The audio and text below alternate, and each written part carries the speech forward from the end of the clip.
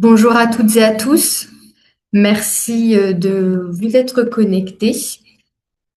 Pour débuter, je vais vous présenter nos deux participants qui vont présenter ce webinaire.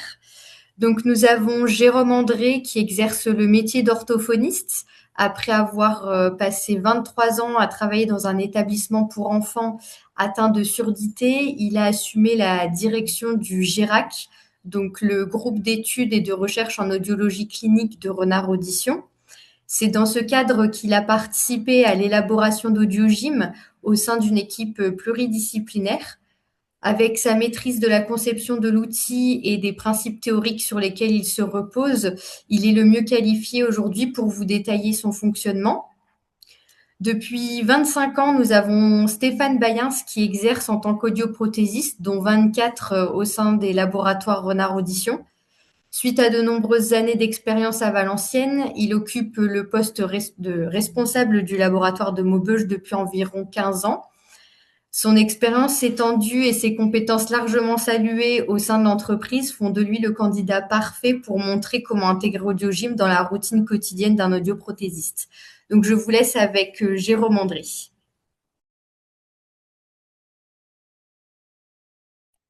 Ton micro est coupé, Jérôme, on ne t'entend pas. Ça en route. Donc, je te disais merci pour la présentation, Alexandra. Et donc, je suis ravi d'être avec vous ce soir. Et puis, je remercie Stéphane de m'accompagner pour cette présentation. Donc, sans plus attendre, on va rentrer dans le vif du sujet et commencer à vous présenter la plateforme. Donc, c'est un outil qui a commencé à être développé en 2021, qui a pris sa forme actuelle en 2023, mais c'est quelque chose qui est évolutif. Et il y a des mises à jour très régulièrement. La dernière grosse mise à jour date de janvier 2026. Mais c'est une plateforme qui est en constante évolution. On vient y intégrer régulièrement de nouveaux médias.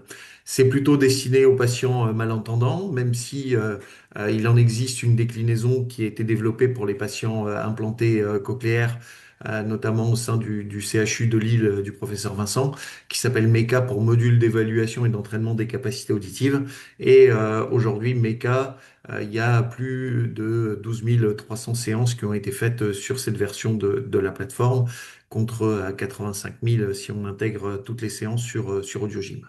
C'est un outil qui est accessible sur ordinateur, sur sa tablette et smartphone, mais donc on peut le faire bien sûr au sein des laboratoires, mais ça peut se faire également à domicile, puisque la seule chose qui est nécessaire, c'est une connexion Internet. Et aujourd'hui, 95% des séances se font en dehors du centre, le plus possible à domicile, sans contrainte de déplacement pour les patients. Donc, en tant qu'expérience d'utilisation, je vous ai un peu parlé de Mecha, mais si on intègre Mecha dans l'intégralité de la plateforme, eh bien, ce matin, c'était 14 308 patients inscrits pour plus de 85 200 séances. Donc, ce sont des chiffres qui prouvent la fiabilité de l'outil. Et donc pour en mesurer l'efficacité, on a procédé à plusieurs études contrôlées, une au sein des laboratoires et une avec les patients implantés. Et dans les deux cas, on a retrouvé un gain de performance chez les patients d'un peu plus de 2 dB de RSB sur un test de compréhension dans le bruit. En l'occurrence, c'était le test VRB. Je ne vais pas m'apesantir plus avant sur ces études. Les personnes qui sont intéressées peuvent se rendre sur le site audiogym-pro.fr, et là, vous aurez accès à l'intégralité des textes. Donc, le mémoire de Perrine Rivet pour les patients implantés, et puis un article qui est paru dans Cochlear International pour les patients implantés cochléaires. Et actuellement, on est en cours d'écriture d'un article avec une grosse cohorte de patients, puisqu'on a 414 patients avec des appareils auditifs et plus de 140 patients avec des implants, où on a regardé l'efficacité de la plateforme, et on voit que on peut progresser quel que soit le niveau initial, quel que soit l'âge à laquelle on commence son entraînement, quelle que soit la perte auditive et quel que soit le délai d'appareillage. Bien sûr, si on fait des analyses fines, la perte auditive et l'âge vont avoir un retentissement sur la progression, mais en tout cas, ça n'empêche pas de progresser dans tous les cas de figure. Donc, mais je pense que les gens qui sont là ce soir pour la présentation sont plus intéressés par une démonstration du fonctionnement de la plateforme que des résultats sur les bénéfices. Et ce que je vous en ai dit, c'est largement suffisant pour la présentation de ce soir. Donc, en ce qui concerne la plateforme d'entraînement auditif, en fait, les patients vont se connecter sur un lien, donc ils ont une URL qui les envoie sur audiogym.fr. Sur cette page de connexion, eh bien, on va pouvoir, donc je vais mettre ça un peu plus grand, mais en tout cas, on va pouvoir sur cette page de connexion rentrer bien sûr son mot de passe pour s'identifier, mais il y a également une petite page de tutoriel où on va pouvoir télécharger un dossier qui va nous permettre de, euh, de comprendre la plateforme. Et si les patients sont un petit peu coincés pour l'utilisation de celle-ci, ben, ils vont pouvoir retrouver tout un tas d'éléments sur pourquoi on leur recommande de s'entraîner régulièrement. Et en fait, les questions qui se retrouvent dans cet outil, ce sont les questions que nous ont posées les patients quand on a fait l'étude d'efficacité. Donc, vous pouvez également vous connecter en regardant ce lien. Il est également présent sur le site d'audiogym.fr. Vous avez ce petit dossier qui recense les conseils qu'on donne aux patients. Et le patient, lui, quand il va arriver sur sa page, il va pouvoir rentrer un mot de passe, celui qui lui a été attribué. Là, pour la version démo, je vais rentrer le mot de passe testing 10 à l'intérieur et puis on va arriver sur une page de calibration du volume. Donc, en fait, peu importe le matériel dont dispose le patient, ce qu'on va lui demander, c'est de cliquer sur la phrase, Il y a d'abord la composante d'écouter humaine, le volume celle qui nous sonore. pousse à Et poser nos puis, quand pieds c'est toujours plus loin sur des confortable pour terres lui, il inexplorées, va cliquer sur celle qui nous volume réglé. À ce moment-là, il va se retrouver sur une page où il aura accès aux différents exercices qui composent la plateforme. Quand il est perdu sur une page, il y a toujours le petit avatar qui va lui permettre, en cliquant dessus, de lui donner des informations sur le fonctionnement de la plateforme, à quoi correspondent les différents types d'exercices, etc. et les petites icônes qui se trouvent ça et là. Donc, quand un patient va vouloir faire des exercices de compréhension, ben, rien de plus simple, il va cliquer sur le bouton compréhension. À ce moment-là, il va avoir accès à de la compréhension de phrases dans le silence, de la compréhension de la phrase dans le bruit ou des confusions phonétiques. Donc, il va passer de l'un à l'autre. Il va faire d'abord une phrase dans le silence, puis une phrase dans le bruit, puis une confusion phonétique. Une phrase dans le silence, dans le bruit, confusion phonétique. Jusque quand? Ben, soit jusqu'à ce qu'il en ait assez et il va cliquer sur la petite croix pour ressortir de l'exercice et retourner au menu principal. Ou alors, si on demande à Foxy, Foxy va nous dire que pour valider un exercice, eh bien, il faut obtenir 5 bonnes réponses consécutives ou 8 bonnes réponses sur les 10 derniers essais validés.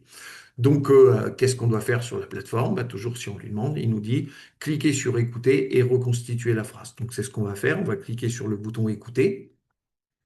ce temps peut créer des dégâts. Donc, on a entendu ce temps peut créer des dégâts. Là, les trois éléments qui sont proposés se trouvent sur la même ligne, mais c'est complètement aléatoire. Et toutes les phrases qui sont présentes ici peuvent se retrouver à l'intérieur de la plateforme. Le patient va à ce moment-là pouvoir réécouter ou valider sa réponse. S'il valide sa réponse, si c'est la bonne réponse, elle s'affiche en vert. Si c'est en rouge, eh bien, il y a une petite coche rouge qui viendra remplacer cette petite coche verte pour indiquer que le patient s'est trompé. Donc, et s'il se tromper, c'est apprendre. S'il y a un feedback correctif, et ben là, la plateforme lui donnera la réponse. Donc, une fois qu'il a validé, ben, il va passer à la compréhension de phrases dans le bruit. Pour la compréhension de phrases dans le bruit, ben là, comme on est au niveau 1, le rapport signal-bruit va être très favorable et le patient va entendre 5 à 6 secondes de bruit avant que quelqu'un lui énonce une phrase et il devra reconstituer la phrase. Donc ces 5-6 secondes de bruit sont nécessaires pour que le cerveau s'habitue au bruit émis, mais également pour que les réducteurs de bruit s'enclenchent sur les appareils.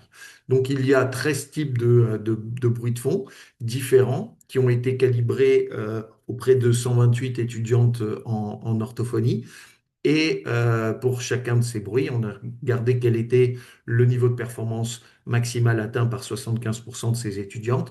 On a considéré que ça, c'était le niveau 11. Et ensuite, on a créé des paliers facilitateurs par pas de 2 dB. Donc là, au niveau 1, vous allez entendre un bruit, mais qui sera très faible aléatoirement parmi les 13 bruits de fond qui composent la plateforme.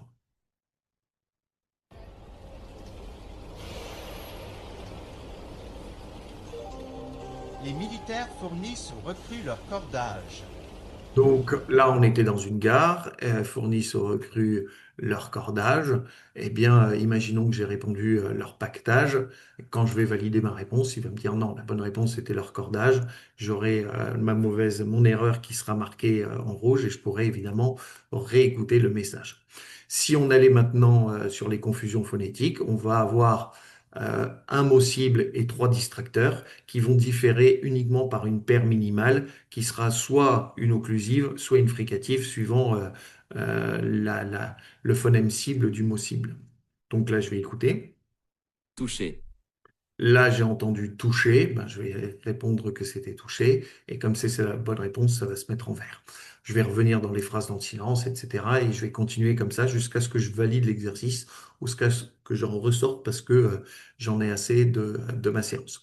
Maintenant, on l'a vu là, ce que c'était au niveau 1. Je vais me mettre au niveau 4 pour que vous voyez la différence. Et puis, on va monter progressivement en difficulté.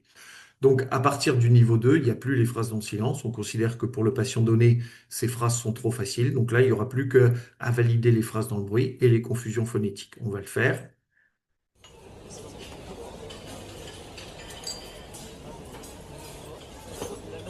Les nuances du tableau sont vives.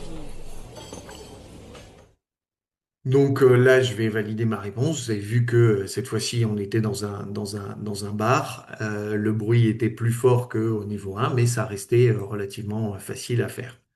Donc maintenant, si on était sur les confusions phonétiques, ben, cette fois-ci, il n'y a plus un mot et 3 distracteurs, mais il y a un mot et 5 distracteurs. Bon. Là, on était dans une cuisine, donc vous avez eu un aperçu des différents types de bruits qu'on pouvait avoir à l'intérieur. Et puis si on continuait de monter pour aller au niveau 8 ou 9, par exemple, ben là, vous allez voir que ça va devenir beaucoup plus compliqué. L'armoire se décale sur la gauche. Alors, il me semble avoir entendu l'armoire se déplace sur la gauche, en tout cas armoire est sur la gauche, je l'ai bien entendu, se déplace ou se décale, il faudrait peut-être réécouter, mais en tout cas je vais valider cette réponse. La bonne réponse c'était se décale sur la gauche et on pourrait continuer. Cette fois-ci, si on était sur les confusions phonétiques, eh bien là il y aurait une double opposition entre le et le ne, entre lavette et navette, et Alice et Anis. Et donc, ben, évidemment, il faudrait faire exactement le même type d'exercice. Prends la navette et rejoins-nous à Nice. Donc voilà, et on pourrait continuer comme ça à différents niveaux, mais je pense que vous avez compris le principe de fonctionnement de la plateforme sur la compréhension. Maintenant, si nous étions amenés à faire des exercices d'attention, eh bien, le but, c'est de passer d'une attention focalisée à une attention soutenue. Donc là, on va vous donner un mot cible et on va vous demander de compter le nombre d'occurrences de ce mot cible pendant une période de stimulation au niveau 1 de 30 secondes avec un locuteur qui parle lentement. Évidemment, les distracteurs qu'on va proposer seront des mots qui vont ressembler à bateau. Peut-être qu'ils auront la première syllabe en commun, peut-être la deuxième syllabe en commun, ou alors ils auront les voyelles en commun. Donc on va essayer et on n'ira peut-être pas au bout des 30 secondes, mais juste pour que vous compreniez le principe. Bateau. Moto. Bateau. Couteau. Baveux. Barreau. Râteau. Cadeau. Bateau. Couteau. Radeau. Râteau. Baveux. Barreau. Moto. Voilà, et donc là, Stéphane, tu en as entendu combien? Tu peux me montrer avec tes doigts et je répondrai à... J'ai entendu trois, mais j'ai été un peu distrait. J'ai bien vu. Mais pour autant, tu as la bonne réponse. Ah. Et donc, voilà, si on continuait comme ça, si on allait à des niveaux bien supérieurs, imaginons qu'on aille au niveau 9, eh bien cette fois-ci, on va vous demander combien de noms de métiers on entend, ou même si on allait au niveau 10, cette fois-ci, on demanderait combien de noms de vêtements ou de pays on entend. Ça veut dire qu'il faut compter à la fois les vêtements et les pays. Donc il y a une tâche supplémentaire, puisque pour chaque mot, il faut se demander s'il appartient bien à une des catégories lexicales. Or, le temps de stimulation va être beaucoup plus long, on va s'approcher de la minute, et le débit du locuteur va devenir beaucoup plus rapide. Donc évidemment, on va demander des tâches supplémentaires alors que le temps de traitement de l'information, lui, va être diminué. Et donc, ça va demander un surcroît d'engagement de la part du patient et une attention beaucoup plus importante pour répondre à la tâche. Donc, on va juste faire un exemple. On n'ira pas au bout des 50 secondes ou 55 secondes de stimulation, mais juste pour que vous compreniez le type d'exercice. Tennis, handball, facteur, soupule, chaussette, Christian, poireau, boucher, rugby, cerveau, endive, plombier, poireau, Voilà, je pense que vous avez compris que là, il fallait compter aussi bien les soupules que les mexiques et les chaussettes qui rentraient dans ce cadre-là. Donc la tâche est évidemment beaucoup plus difficile. Pour autant, c'est toujours le même type de manipulation. On n'attend pas que les utilisateurs qui sont des personnes âgées soient ceinture noire en informatique. Ce qu'on attend, c'est que, ils puissent avoir des exercices qui vont en complexité croissante tout en ayant une manipulation qui soit toujours la même. Le dernier type d'exercice sont des exercices de mémoire auditive qui vont solliciter différents aspects de la mémoire auditivo-verbale. Le premier va solliciter ce qu'on appelle le mécanisme de double tâche. Donc, comme son nom l'indique, on va vous demander de faire deux choses en même temps. Vous allez entendre une phrase, vous devez dire si cette phrase est vraie ou si elle est fausse. Et en plus de ça, il faut retenir le dernier mot de chaque phrase. Donc, on va le faire. Le couscous est un plat indien. Donc là, je vais dire que c'est faux et je retiens le mot indien. Les tomates sont généralement bleues. Donc là, c'est faux et je retiens bleu. Et donc là, on me demande, ben, c'était quoi les deux mots? Ben, c'était indien et bleu. Donc, ben, c'était relativement facile parce qu'on est dans les premiers niveaux. Et plus on va aller loin, plus le nombre d'éléments à retenir va devenir plus important. Comme l'empamnésique du français lambda, c'est 7 plus ou moins 2, on va aller jusqu'à cette valeur de 7, mais on va jouer avec les distracteurs qui vont faire que on retient mieux ce qui est entendu en premier, ce qu'on appelle l'effet de primauté. On retient mieux ce qu'on entend en dernier, ce qu'on appelle l'effet de récence. Et donc les premiers mots entendus et les derniers mots entendus seront identiques. Et la distinction se fera sur les mots centraux. Donc on va demander effectivement un effort de mémoire beaucoup plus important. Et puis le deuxième type d'exercice que vous allez devoir faire, c'est un exercice de mémoire immédiate où là, on va vous mettre dans la peau d'un serveur de restaurant, vous allez entendre des commandes et plus le niveau va augmenter, plus le nombre de plats commandés sera important. Et à l'issue de cette commande, on va vous demander de restituer le menu pris par les différents convives. En entrée, je vais prendre un velouté d'asperges. Pour le plat, ce sera une fricassée de poulet.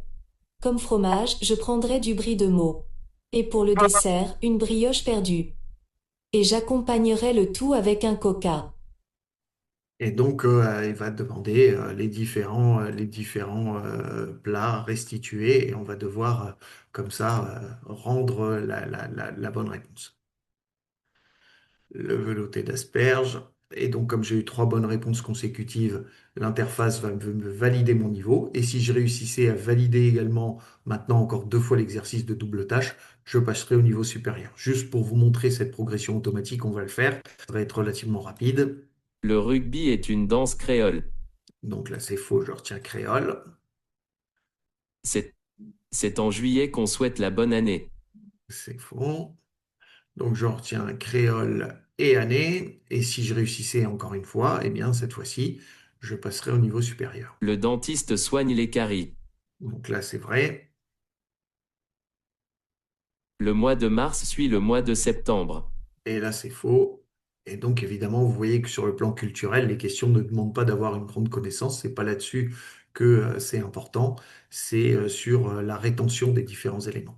Donc là, comme j'ai validé, le petit renard arrive, j'ai validé mes 2 exercices et si je faisais continuer, il va me faire revenir au menu en me disant, voilà, maintenant je suis passé au niveau 3 et je pourrais donc jongler entre le niveau 1 et le niveau 3 que j'ai atteint. Donc là, vous avez vu pour l'augmentation du niveau de difficulté. Vous avez aussi la possibilité de baisser le niveau de difficulté si vous trouvez que c'est nécessaire par l'utilisation.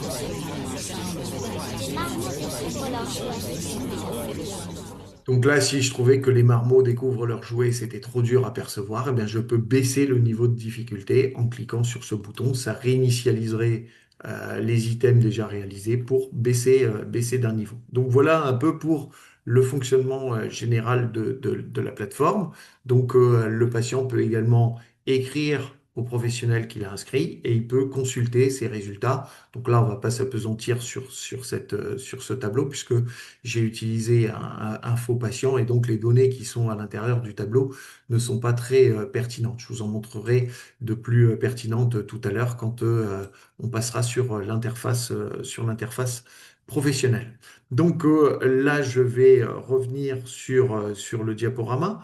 Donc si je faisais ça, et pour vous montrer la suite, on a vu tout à l'heure comment ça fonctionnait sur l'adaptative learning. Donc l'adaptative learning, c'est que la plateforme va s'adapter au niveau du patient pour optimiser ses apprentissages. Si les exercices sont trop faciles, ben évidemment, le patient ne va pas progresser. Si au contraire c'est trop dur, il va se décourager. Donc la plateforme va permettre de s'ajuster au niveau de performance. Je vous ai montré comment valider un niveau. On va juste regarder la baisse automatique où là j'ai déjà le croix qui serait fait.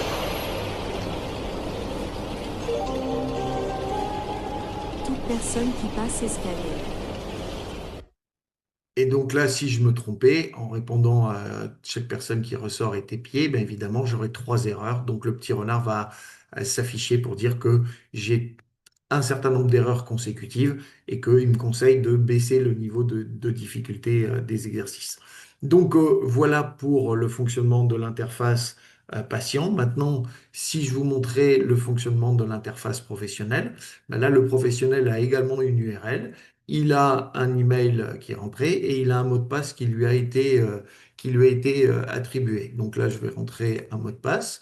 Et à ce moment-là, je vais avoir accès soit aux statistiques globales d'utilisation de la plateforme pour l'ensemble des personnes de mon laboratoire. Donc là, comme là, je suis connecté au laboratoire Renard, ben, je vois que sur le laboratoire Renard, il y a 9700 patients d'inscrits, 37 000 séances qui sont faites sur cette version d'AudioGym. Je pourrais avoir ces mêmes statistiques qui seraient affichées par laboratoire. Donc, je verrai ce qui se passe au laboratoire d'Arras, au laboratoire de Berck-sur-Mer, de Boulogne, de Calais, de Cambrai, etc. Je peux également exporter la base de données. Donc, si je clique sur ce petit bouton, en fait, ça va me générer un fichier CSV qui vient d'être émis ici, où là, ça a exporté l'ensemble des résultats des patients suivis par les laboratoires Renard. Maintenant, si je venais à inscrire un patient, ben, vous allez voir que c'est super facile. Une fois que vous êtes connecté à la plateforme, vous cliquez sur le bouton inscription. Là, on vous demande de rentrer le numéro du logiciel métier de votre patient. Donc là, on travaille à l'interfaçage avec les logiciels métiers. Pour l'instant, c'est Osmose qui est le plus avancé sur cet aspect-là et avec lequel ben, on va pouvoir très rapidement inscrire tous les patients sur la plateforme. Et donc, une fois que j'ai rentré le numéro d'identifiant du patient, je vais l'affecter à un des laboratoires dans lequel je travaille. Imaginons que je l'affecte au laboratoire de Maubeuge. Ce patient va avoir un identifiant. Je certifie que je vais expliquer les conditions d'utilisation qui stipulent que je peux utiliser ces données à des fins statistiques, mais uniquement sous couvert d'anonymat. Et dans la base, le patient sera uniquement référencé par ce numéro d'identifiant du logiciel métier. Et à ce moment-là, je vais pouvoir lui imprimer un document sur lequel il y aura son mot de passe et son adresse mail, ou je vais pouvoir lui envoyer le message sur sa messagerie. Donc, le message lui a été envoyé, il recevra le lien d'accès et son mot de passe et il va pouvoir se connecter.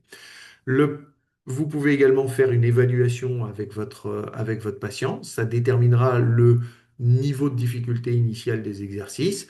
Si vous le faites, eh bien, comment ça va se passer? Vous devrez calibrer votre volume et puis vous allez entendre des phrases Les commerçants se contentent de leur marge. et le texte sera adaptatif, c'est-à-dire que s'il réussit à répondre correctement, ben, le niveau de difficulté va augmenter parce que le bruit va devenir de plus en plus fort. Là, il n'y avait pas de bruit au niveau 1. Si vous vous trompez directement au niveau 1, l'interface va vous dire, ben non, c'était déjà une erreur et il va vous faire commencer au niveau 1. Si vous avez été jusqu'au niveau 4, le jour où vous vous connectez, il se mettra au niveau 4.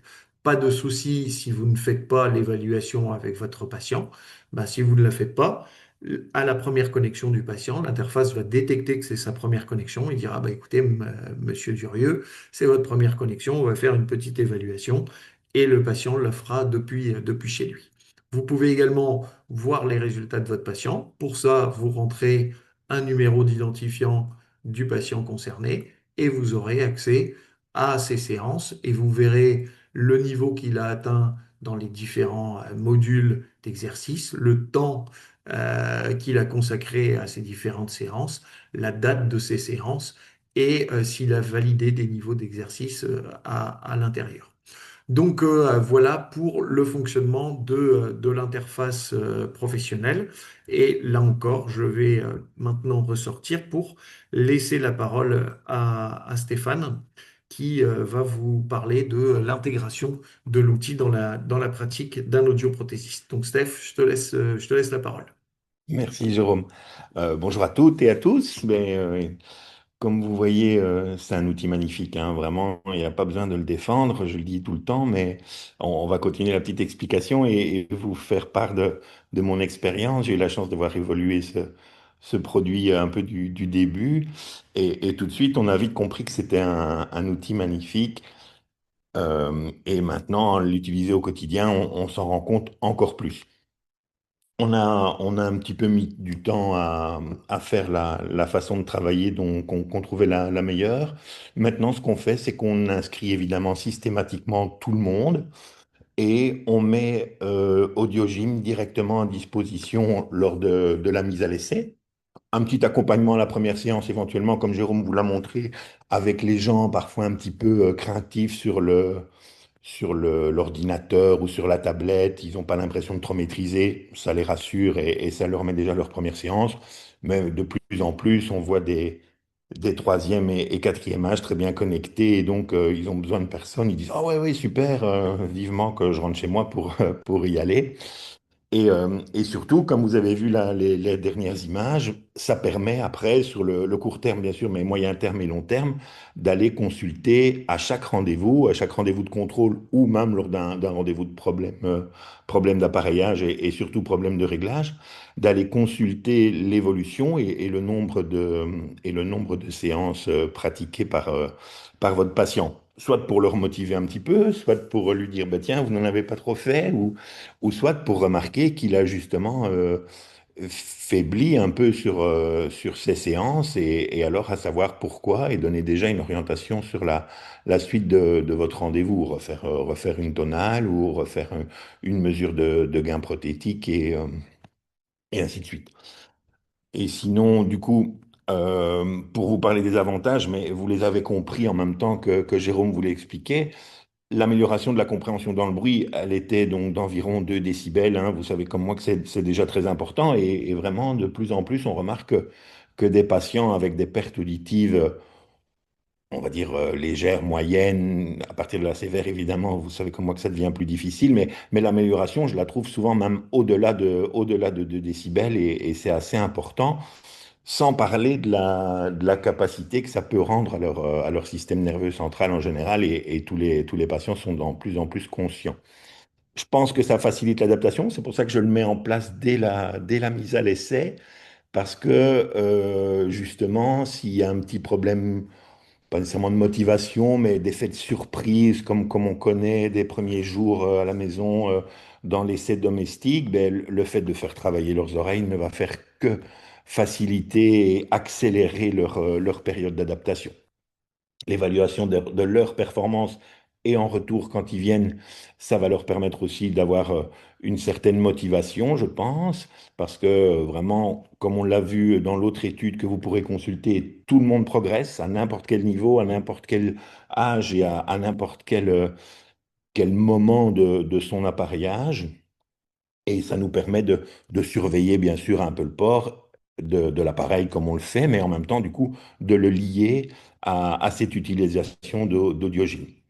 Et en plus, ben oui, ça tombe sous le sens, le fait que ça peut s'inclure évidemment dans les comptes rendus qu'on peut faire tout de suite après l'appareillage, mais aussi dans le suivi de la personne, qu'il soit ORL, ortho ou toutes les métiers qui concernent notre travail pluridisciplinaire autour du patient malentendant. Voilà, ce que vous avez déjà entreaperçu, ça c'est ce que j'ouvre maintenant à chaque patient. Le seul petit bémol, on l'a compris, c'est l'électronisme. On en rit souvent avec Jérôme, ce petit néologisme, hein, le fait de pas du tout être connecté. Malheureusement, il y en a. Le temps fera sans doute qu'il y en aura de moins en moins, mais c'est encore parfois un petit obstacle. Mais bon, on essaye de le gommer au maximum, puisque dans chaque labo, et petit à petit, on prévoit d'installer justement un petit coin plutôt calme, où de toute façon, au casque, où les patients pourront, s'ils le veulent, venir s'entraîner systématiquement au sein du laboratoire. C'est 95% de tests extérieurs en ce moment, mais ça pourrait peut-être diminuer si après tous ces petits patients, moi j'en ai pas mal quand même à Maubeuge malheureusement, sans doute plus que dans la métropole lilloise, des gens peu connectés qui pourraient se trouver une motivation et venir nous rendre visite juste pour s'entraîner. Mais donc ce tableau il est très intéressant quand vous le sortez devant le patient ou même avant d'aller le chercher en salle d'attente, il vous montre tout de suite les niveaux atteints, leur qualité, parce qu'on va avoir du tout et du bien et du moins bien. On va avoir des gens, ils vont arriver, ah là là, c'est toujours difficile dans le bruit, ils arrivent, ils sont à 9 10 et 9 dans leur niveau. Je leur dis, oula, vous vous rendez pas bien compte d'avoir atteint un tel niveau, c'est quand même très très impressionnant. Vous avez un bon réglage parce que vous avez un bon audioprothésiste, mais vous avez surtout un bon outil qui vous a permis d'atteindre ce niveau en quelques semaines ou en quelques mois. Et donc, c'est tout de suite très, très parlant. Et la dia d'après montre, je trouve, encore mieux leur progression parce qu'on voit qu'ils ont été très vite, par exemple, dans ce cas-ci, en attention et en mémoire. En quelques séances, ils ont maximisé leur capacité. Ils les ont valorisés et ça, sans s'en rendre compte, ça leur facilite le quotidien. Et on voit que la compréhension, c'est plus lent, mais ça progresse. Bien sûr, il faut être régulier, comme j'essaye de les motiver, régulier et dans le temps, sans vouloir exagérer, 15-20 minutes de séance, c'est largement suffisant et sûrement pas plus, sinon ça risque une fatigue. Jérôme vous l'expliquera mieux que moi. Mais en tout cas, on voit nettement leur capacité progresser et 1, 2, 3, 4 paliers, c'est assez impressionnant de voir. Et les patients qui s'en rendent compte, c'est très agréable parce que tout de suite, ils vont nous dire effectivement, oui, oui, non, je vois vraiment une différence. Alors, c'est difficile toujours de dire ce qui est mis sur Audiogym ou ce qui est mis sur leur capacité à eux tout seuls de leur appareillage. Mais les études, nous ont montré avec les groupes tests que cette progression, elle était nettement plus significative. Enfin, elle était significative chez le groupe Audiogym et pas du tout évolutive sur le groupe témoin. Enfin voilà, comme vous voyez, je suis un convaincu, pas parce qu'il y a 25 ans que je suis chez Renard Audition, mais vraiment parce que chaque audioprothésiste digne de ce nom ou chaque orthophoniste va vite comprendre que c'est un outil magnifique. C'est pas pour rien non plus que le CHR l'utilise pour tous ses implantés. C'est vraiment quelque chose de très très bien, d'évolutif. Les qualités d'orthophoniste et de linguiste de Jérôme en font un outil ludique et super, super agréable à utiliser, je pense, pour le patient. Donc voilà, c'est que du positif. Merci Steph pour ces aspects-là. Je vais juste rebondir sur un petit truc que tu as dit et qui était important. C'est que quand on a fait l'étude sur l'efficacité, cette étude, quand on avait un gain de 2 dB, c'était sur les 24 premières séances. Et donc là, on voit bien que ta patiente, là, Elle est montée, mais elle a gagné en l'occurrence presque 6 dB de rapport signal-bruit, puisque chaque palier, c'est 2 dB à l'intérieur. Bon, évidemment, elle a fait beaucoup plus de séances, puisque si on se remet sur la dia précédente, si j'y arrive, voilà, sur cette dia précédente, cette dame, elle est passée au niveau 5 au bout de la 39e séance et à la 47e séance au niveau 6. Donc évidemment, dans la nouvelle étude qu'on montre, c'est plus il y a de séances et évidemment plus il y a une progression, même si au bout d'un moment, il y aura un plafond de verre auquel le patient réussira pas que le patient réussira pas à dépasser. Mais il Bien sûr. n'empêche qu'il y a une évolution qui peut être beaucoup plus importante. Donc voilà, la conclusion de cette petite présentation, c'est de dire que la compréhension dans le bruit, c'est un défi majeur et pas que au sein des laboratoires, c'est au niveau mondial que ça pose problème aux patients appareillés. Mais heureusement, cette compétence, elle peut être entraînée. Donc, on a essayé d'optimiser tous les process de réglage. Ben, en complément de ça, on a développé AudioGym, qui est un outil simple, fiable, validé et facilement intégrable, comme vous l'a très bien décrit Stéphane, dans une pratique d'audioprothésiste. Et puis, ça permet également de valoriser l'activité auprès des ORL ou pour des publications si vous extrayez les données obtenues pour ces différents éléments. Donc voilà, la plateforme en elle-même, elle est au départ, on l'avait créée pour nos patients.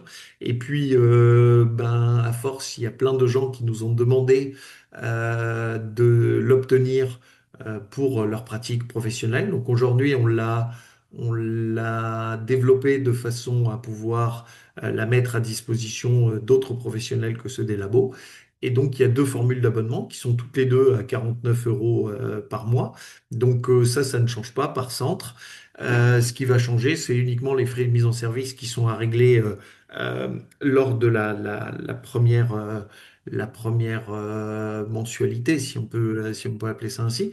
Et donc, dans ces frais de mise en service, ils diffèrent parce que dans une formule qu'on appelle essentielle, évidemment, les patients ont accès à tous les modules d'entraînement. Vous n'êtes pas limité à un certain nombre de patients. C'est pas les 50 premiers patients. Si vous en inscrivez 150, vous en inscrivez 150. Il n'y a aucune limitation sur cet aspect-là. Les données sont toutes hébergées sur des serveurs HDS. Vous avez accès à l'interface professionnelle pour suivre la performance de vos patients et pour pouvoir les inscrire. Vous avez tous accès à une petite formation à l'utilisation de la plateforme.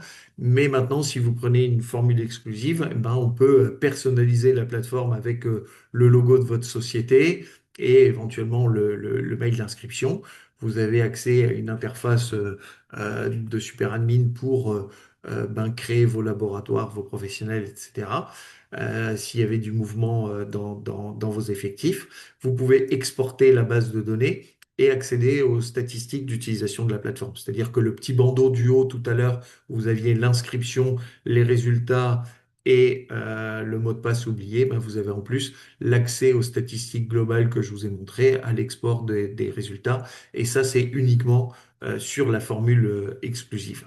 Donc, vous pouvez retrouver évidemment tout ça sur notre plateforme professionnelle, où là, voilà, par rapport aux chiffres de ce matin, il y a eu 180 ou 190 séances qui ont été faites sur la journée, mais vous allez retrouver la présentation d'AudioGym, vous allez retrouver les chiffres clés, les études dont on a parlé, l'article de Cochlear Implant International, l'étude de Perrine Rivet chez les patients appareillés, les raisons d'utiliser AudioGym, et puis les formules d'abonnement où là, on va vous réexpliquer ces différentes formules et vous pouvez nous envoyer directement une demande de devis et on vous répondra sans problème. Donc voilà pour le fonctionnement de cet aspect-là. Je pense que là-dessus, on en a fini. Je vais revenir sur le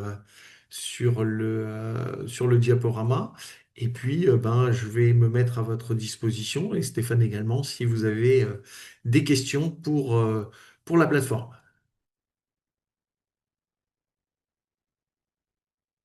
Ah, il y en a dans le chat peut-être.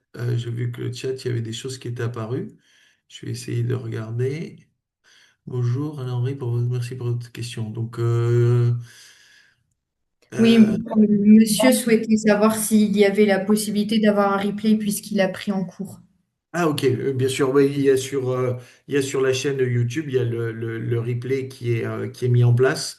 Donc ça c'est tout à fait possible et on a votre adresse mail, on vous enverra le lien pour revoir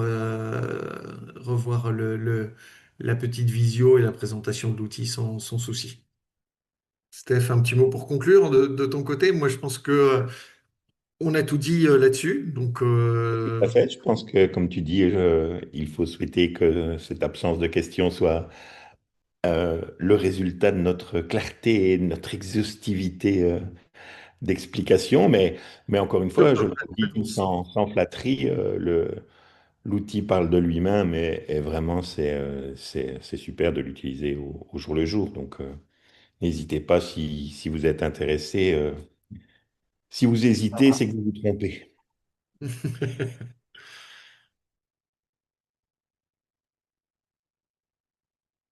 À savoir que nous sommes joignables à l'adresse mail contact@audiogym.fr.